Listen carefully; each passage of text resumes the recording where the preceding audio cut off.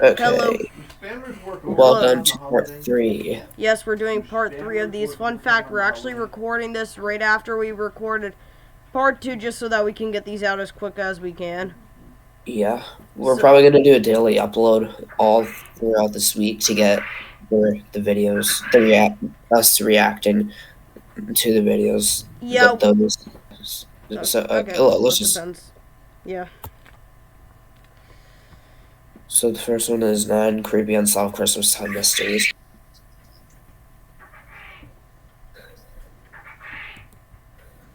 Again, if you hear any quails in the background, then just ignore that. Okay. Let's go.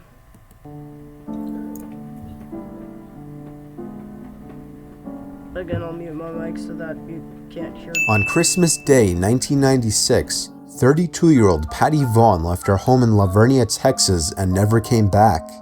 Her car was found 15 miles from her house, but her body was never discovered. The only thing that she left behind were bloodstains all around her house and 3 children, all who were playing in their house at the time and didn't notice she was gone until hours later. In 2001, the Merlin family was attending a small Christmas party in Denver. A Santa Claus was hired anonymously to come in and hand out presents to the children at the party. It was seen by many attending the party that the Santa Claus whispered something into one of the Merlin sons' ears when he was sitting on his lap. A few minutes after the Santa said his goodbyes and left the party, the young Merlin boy left the firehouse that was hosting the party as well, only to never be seen or heard from again. The anonymous Santa also disappeared without a trace. Tracy Mertens moved from Birmingham to Rochdale with her boyfriend Joey Cavagna and their 2 young children. On December 23rd, she went back to her old flat to fetch some things when 2 men came inside the flat and abducted her. The men took her to the town of Eaton, placed her on the steps in front of a church, and burned her alive. She managed to stay alive long enough to tell the story and kept repeating what the men were asking her, "Where is Joey?" before they set her on fire.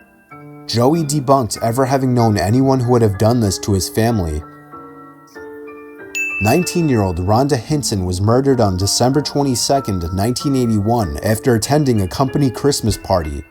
She died from someone firing a bullet that traveled through the trunk and driver's seat and then into her heart. What was never explained about Rhonda's murder was a mystery man who witnesses had spotted standing next to her car around the time of her death. Rhonda's parents also told the police she was acting strange just days before the murder occurred. In the 1960s and 70s, the city Warminster in England was known as a place where UFO sightings kept happening. However, the sightings were not initially flying objects, rather unexplained sounds. The most curious case was of Marjorie By, who was on her way home from a Christmas church service when she was knocked to the ground and paralyzed by the strange vibrating noises. She described the experience as being pinned down by the invisible fingers of sound. She never recovered. Jared Betterson and Susan Klingel lived in Dearborn, Michigan with their daughter Nicole. Soon after Nicole turned 2, they were in a car accident and Nicole's mother Susan passed away. Jared then remarried to a woman named Barbara with whom he decided to move, but never saying where to exactly to his family or his late wife's family. Ever since that move, Nicole was never seen again and Jared and Barbara were only found after they both committed suicide 20 years later. The only thing left behind them was a note saying they were sorry for all they've done. In 2007, in a small town in Arkansas, there was an unknown man dressed as Santa Claus walking around town that left gifts on about 6 people's stoops. 5 of them were later revealed to be old useless toys and other junk, while Jamie Frester and her husband received a package containing a series of papers. Most of them consisted of nothing but old office papers dating back to the 80s and 90s, but there was one note that stood out due to its large writing. It said simply, "I'm sorry for whatever happens to your son." 2 years later, their 12-year-old son Chris was hit by a car while crossing the street on his bike and suffered fatal injuries. The car that hit him did not stop to help and was never identified. To this day, it was never learned who the mysterious Santa Claus was or if that note was purely coincidental. 38-year-old Lockhart, Texas resident Latricia White was spending Christmas of 1994 with her boyfriend Lee Wackerhagen and his 9-year-old son Chance. Lee was supposed to drop off his son to his mother on Christmas Day, but decided to keep him for a few more days. A few days later, Lee's girlfriend Latricia was found dead in their apartment, and Lee and his son were never seen again. The police suspected Lee killed Latricia and ran, taking his son with him, but their suspicions were never confirmed, as Lee was never found. Everyone who celebrates Christmas knows the song A Visit from St. Nicholas, or better known as 'Twas the Night Before Christmas. However, the origin of this song has a fair amount of mystery linked to it. For many years, no one knew who wrote it. A Visit from St. Nicholas was sent anonymously to the Sentinel, a newspaper in New York, and first published on December 23, 1823. It's still not established who wrote it, as several men came forward saying it was them, but literature experts were never really able to determine who was telling the truth. The original author was finally determined in 1837 when Clement Clark Moore claimed authorship.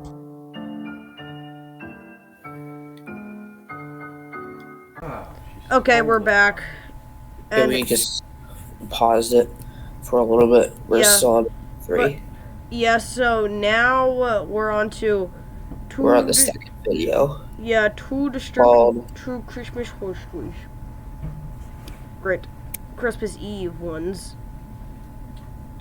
So, yep. Yeah, 2 disturbing true Christmas Eve horror stories. Yes.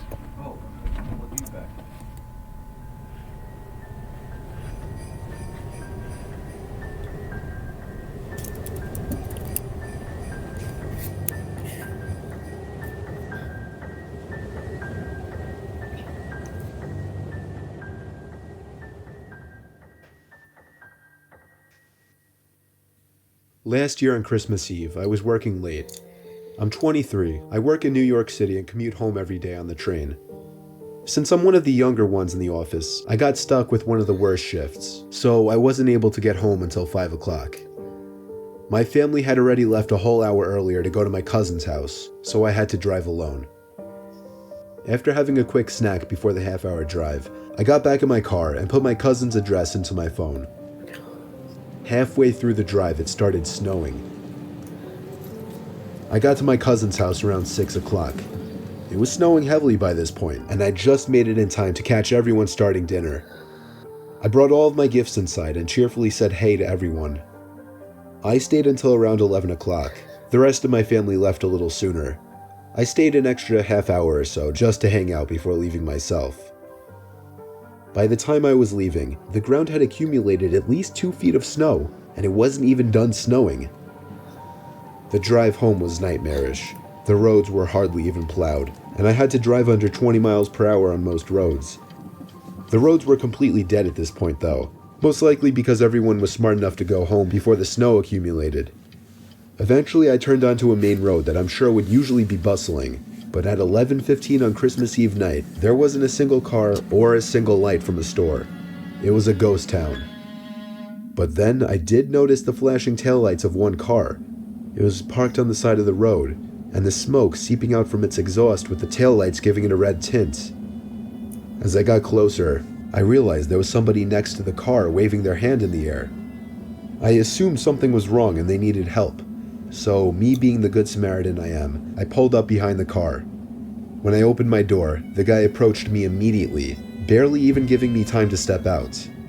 He was an average-sized man, probably 5'10", 180 pounds. He spoke in a very demanding voice, asking me if I know anything about fixing an engine.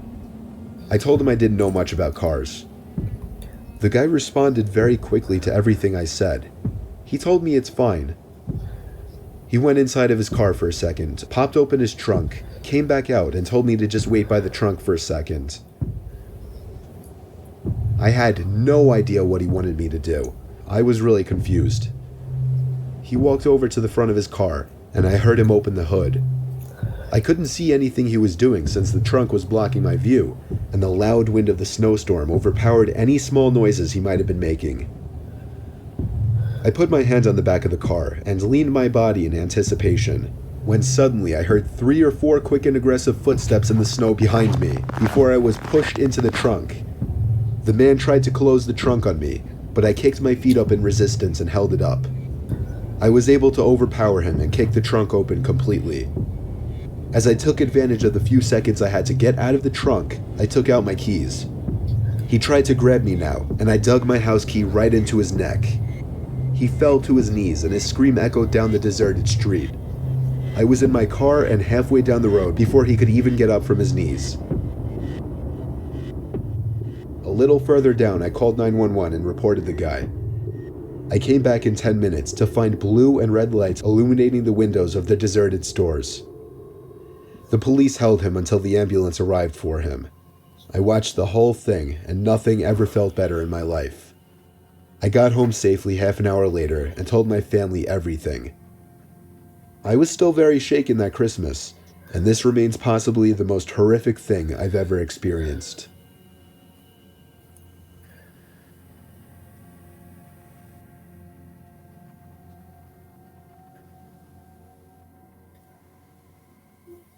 It was Christmas Eve, 2009.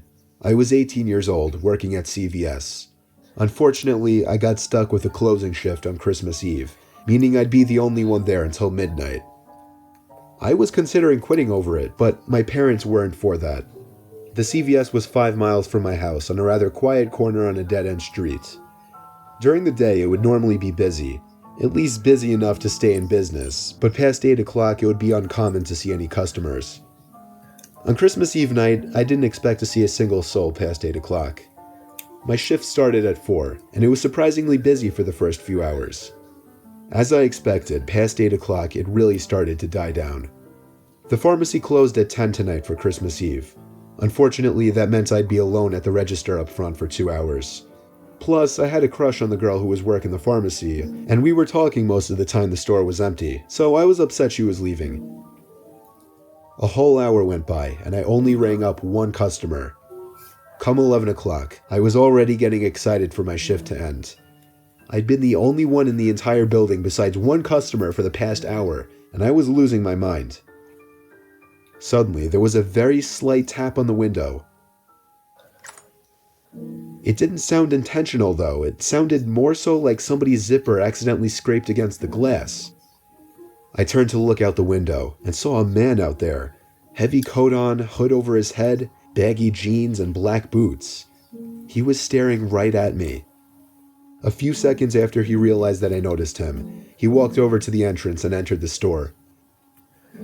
He stared at me as he walked past and down one of the aisles before disappearing behind the shelves. Then, 5 minutes later, the tapping noise began.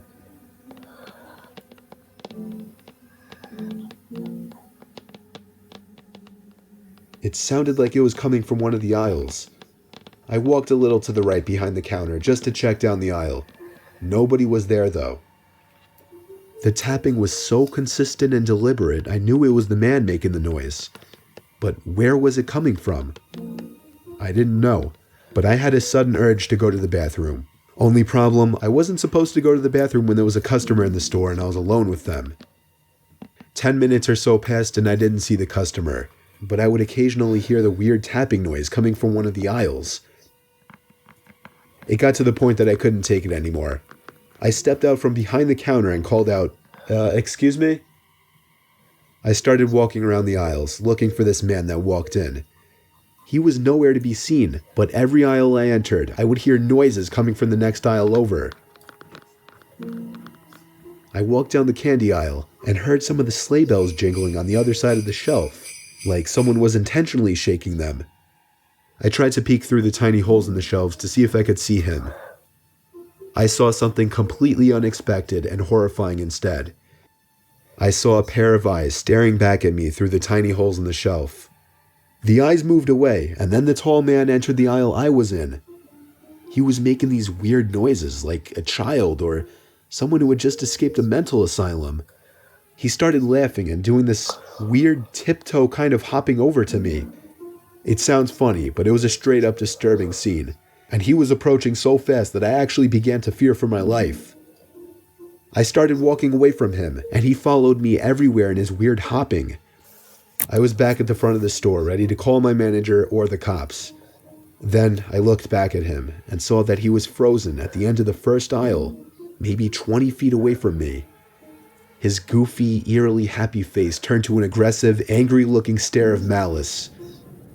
I was officially done with this and walked out the front door, and to my horror, the man started charging at me. No more goofy hopping around, he was sprinting at me. I ran outside the store, too afraid to go to my car, because I feared he'd get me before I could lock the door. I ran around back and entered through the back door, which was still unlocked. I didn't know if he was still on my tail or not. I locked the door and hurried to the front of the store, where I locked the front door too. That was when I picked up the phone on the counter and called my manager, who was luckily still awake. I told him I had to leave immediately because somebody crazy was following me. Then I thought I heard something over my conversation. It was coming from inside the store. I put the phone down and realized it was the tapping again, coming from one of the aisles. I was out of that store and in my car within 20 seconds. I never came back. I called my manager when I got back home, and he called the cops. Surprisingly, nothing was stolen, or so I heard from a friend. My manager obviously wasn't too fond of me for leaving his store like that, so I never spoke to him again. I had as normal of a Christmas as possible, given what happened the day before.